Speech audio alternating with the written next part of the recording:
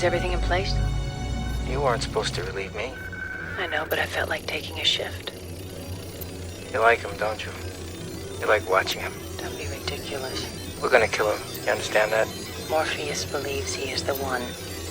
Do you? It doesn't matter what I believe. You don't, do you? Did you hear that? Hear what? Are you sure this line is clean? Yeah, of course I'm sure. I better go.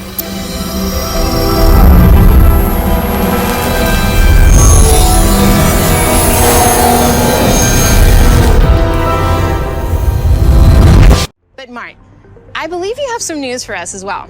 Yeah, you know, I have to say, it's really impressive to see this lineup come together over the last few years, but there's one project that I'm really looking forward to. Yeah, this is one of the all-time greats, and we've been working for years to bring it to Quest. I'm excited to announce that the Rockstar Games classic Grand Theft Auto San Andreas is in development for Quest 2. This new version of what I think is one of the greatest games ever made will offer players an entirely new way to experience this iconic open world in virtual reality. That's it, Mark. I'm moving to the metaverse. All right, thanks, Deb. This is gonna be amazing. Back with another video. Now this video is a little different. I'm gonna talk about something that I've been speculating on for a while now, and that is Grand Theft Auto 6. Now, if you know anything about GTA, you know that GTA 5 that they're milking the shit out of GTA 5. You know, it came out in 2013, and basically we've been playing the same game since 2013, and now they want to re-release San Andreas 3 and Vice City, a remastered version. So my head is like, why are they taking so long with GTA 6? What is the agenda? Why? And I always speculated that, maybe they have I always speculated that they're going to use that the movie Ready Player One, the movie that they're going to use GTA.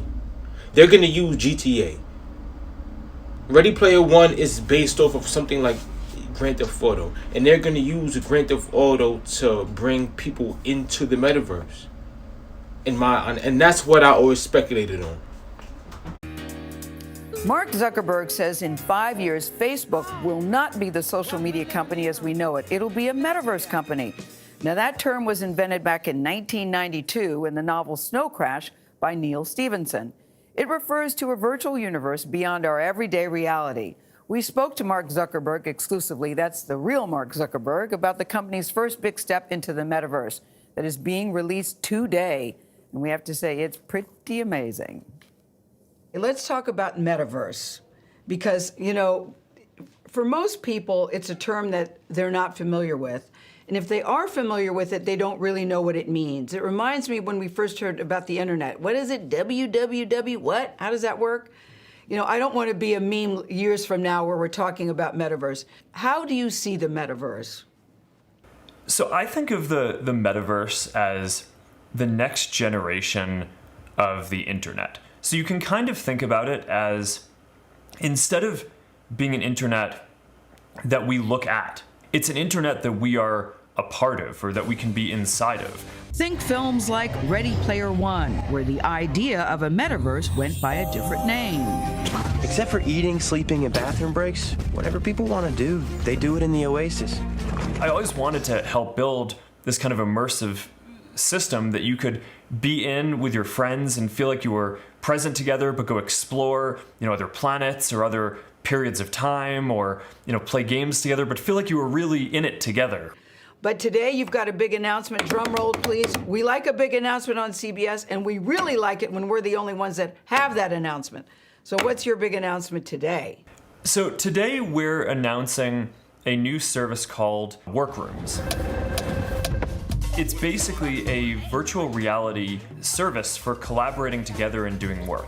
So this is going to be one part of this overall vision that we've talked about. And it's something that we've been using internally at Facebook for a while, and we really like. But it basically gives you the opportunity to sit around a table with people and work and brainstorm and whiteboard ideas. For people who can't be there through virtual reality, they can just video conference in, so you can include everyone. But it's this pretty amazing experience where you feel like you're really right there with your colleagues. I'm up for a demonstration. Let's go. Workrooms is used on Facebook's Oculus Quest 2 virtual reality headsets. Once inside, you can customize your own avatar. Mark, I'm in. All right, welcome. Oh my God, you've got freckles on your nose. I have freckles in real life too, so I'm trying to do the best with my avatar. Wow. Do you like my glasses? I like it in here. Your avatar looks great. This is my first virtual reality interview. How about It's you? mine too. My right. first virtual reality interview too. Isn't it good? Excited to do this with you. Isn't it good we can do this together? So how long have you been working on this? Were you getting all zoomed out? Because I was thinking I was getting zoomed out. Were you getting zoomed out? So we actually started working on this even before COVID. And this has been a long-term project, partially because we have just been really optimistic about virtual reality. Wait, Mark, this is so cool. Wait, just stop for a second, because every gesture you make, I can see all your hands, your expressions. Oh my gosh. Yeah, no, this is, one of the things that makes the biggest difference to me is, I don't know if you've had this experience on video Zoom. conferences, is basically you're looking at a grid of faces. Yes. And there's no sense of space, right? So when you're really talking to people in person, you have this experience where, you're on my right, I'm on your left, right? Yeah. We kind of have a shared sense of space, and we remember the place that we were in as part of how we are having the conversation. And there's all this stuff, all this technology that goes into delivering this. For example, spatial audio, right? So what you'll probably notice is, when I talk to you, it's coming from your left, right? Yes. Yes. I mean, that's an important part of how we as people process the sense of space that we have and presence in the world, is that, it's not like in real life we have a grid of faces and all the sound is just coming at us from exactly the same place. But, we're very optimistic that in 5 years from now, people are going to be able to live where they want and work from wherever they want. But are going to be able to feel present as if they're together when they're doing that. Do you have a favorite feature to use in here? Yeah. Something that you think is very cool? Yeah, I mean, there are a couple of things that I really like. I mean, one is that you can just dynamically change the layout of the room. So, here, we're in a room layout that's designed for conversation. I can switch us really quickly. So now we're in a presentation setting. Yes. So that's pretty neat. And Mike's in the middle, yeah. And then, check this out. I can basically go and go stand at the whiteboard. Oh. And wow. It's like brainstorming, just like in a normal meeting that you would have been in. So I can say, welcome to Workrooms. Guys, this is so freaking cool, but this is the thing I worry about. I miss being in the office with people. I like what you said, Mark, that people will be able to work wherever they want to. But does this mean that we'll be spending less time in the office? I so miss people. Am I alone in that? People in the room? I don't think you're alone in that. I'm looking forward to seeing my colleagues and friends too. But yeah, you're probably a bit more extroverted than most people, if I had to guess. Certainly more extroverted than me. But I do just think that going forward, there are going to be more people who work remotely. So I think that there's an important place for offices for people to come together. But I also think that there's an important place for people who may want to live with their, stay with their family or where they grew up, but also want to get access to opportunities that maybe historically would have only been in New York or, in LA. And, I just think that those opportunities should be available to everyone. So, all these tools, whether it's video conferencing or, eventually being able to collaborate better in the metaverse in products like Workrooms, what we built here, I think is all just part of this progression of giving people more freedom to live where they want. I saw a presentation years ago. Steve Jobs said, in your phone right now it's just a phone, but the day's going to come when you can play music, you can send emails, you can take pictures. And when I first heard it, that just sounded, how in the world can that possibly be? And here it is, everybody who has one in their pocket. Is that how you see the metaverse? It will be that ubiquitous that people, it will not be a foreign term. We'll all know it. We'll all be using it, and we'll think nothing of it. Is that how you see it? Yes, and I think that will be the case in the next 5 to 10 years. I think we'll have devices that will be like a normal pair of glasses that you can wear that can put holograms into the world. And I think we'll just have these amazing and magical experiences. I think it's going to be wild. And it's the thing that I am the most excited about contributing to building over the next 5 to 10 years. All right, Mark Zuckerberg. Okay, as we sit here, August 2021, you and I have a date 5 to 7 years from now where we're going to play this interview and we're going to say, Mark, remember when you told us, fill in the blank? I look forward to that. August 2021, 5 years from now. I can't wait. See, did you hear he said he looks forward to that? Listen, Mark Zuckerberg is not like the other kids in the class and clearly hasn't been for a long time. He told me that when he was in middle school, this is sort of a dream come true for him. He said, he'd leave his friends, they would go off. He said, wouldn't it be great if we had a world where we could still play together, but be in different places? Yep. Yeah. I said, you actually thought about that in middle school? In middle school, I thought when my friend left, I go, I'll see you tomorrow. Yeah. Because we didn't even have phones, cell phones. We didn't even have cell phones. Right. Yeah. So for him to be thinking about that even as a little kid, and now to be in one of the forefront, one of the leaders who's, putting this out in the universe, I'm fascinated. Listen, I thought this isn't the most attractive thing. They got to work on that. It was a little clunky for me, but I could clearly see where with some lessons I could get it. Yeah. I could get it. Yeah. And I'm technically challenged, but I could get that. I'm with you, though. I miss people in the office. Yes. I do as well. That's what Anthony, I miss people I don't like. I also I'm telling you, I even miss them. They shall remain nameless, but you know who you are. All right. I'm looking forward to it. No, I am too. I do hope the internet improves so something works everywhere. That's highly dependent on good web access.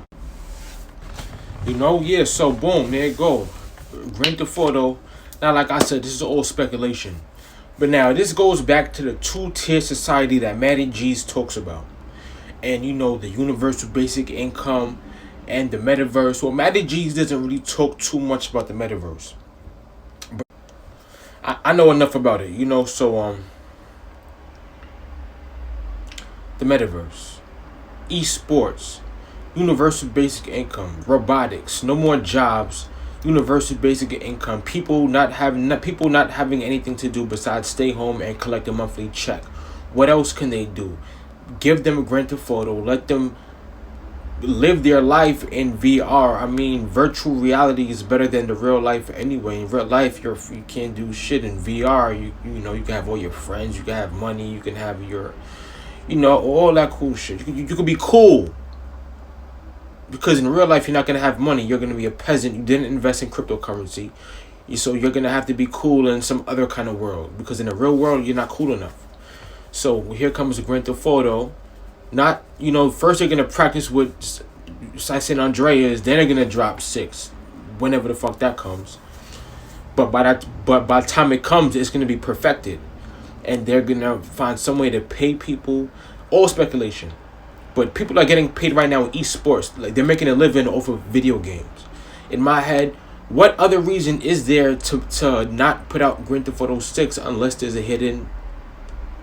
Bro, people will never come out of that game. If they link New York, Cali and Miami, New York, Cali, Miami, Vice City, Liberty City, and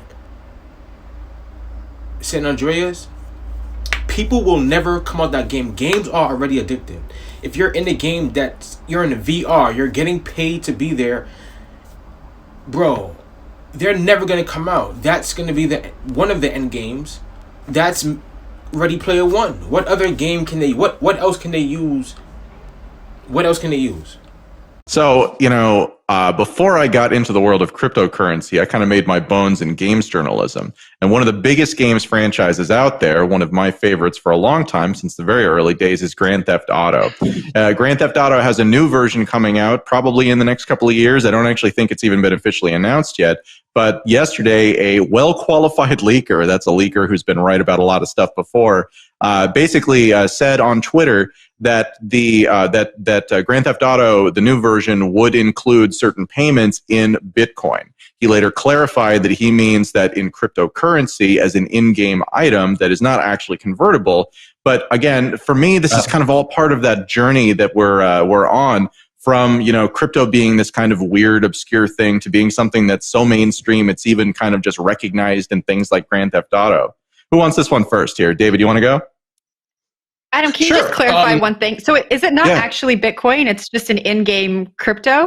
Not actually Bitcoin. It's an in-game crypto. It's just another form of in-game currency that isn't going to ever hit a blockchain or whatever. The point is that from like a cultural touchstone basis, we are now talking about cryptocurrency as this form of money that can now appear inside of very popular games like Grand Theft Auto. Yeah, and I guess my first thing would be to, Adam, you probably are more on top of it than I am, but I don't think people quite appreciate how big GTA is, because the current version has an online multiplayer that has in-app purchases and all kinds of stuff. Last time I looked, it was still one of the top 10 revenue games on Steam. So, I mean, it is huge. It's one of the biggest games in the world.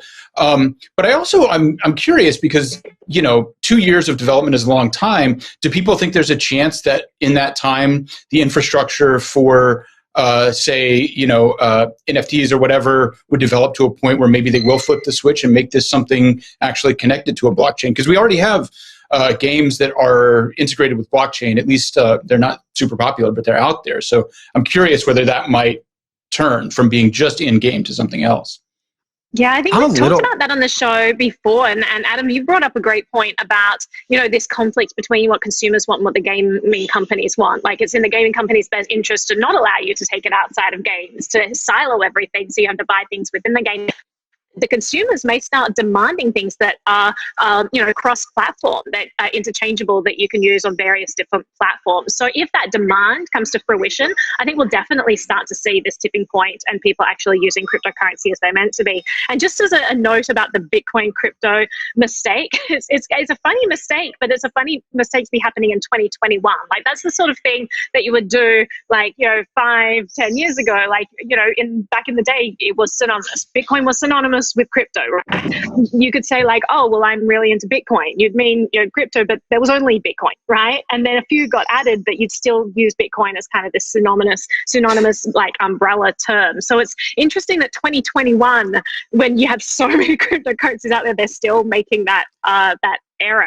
But Adam, I'll throw this back to you.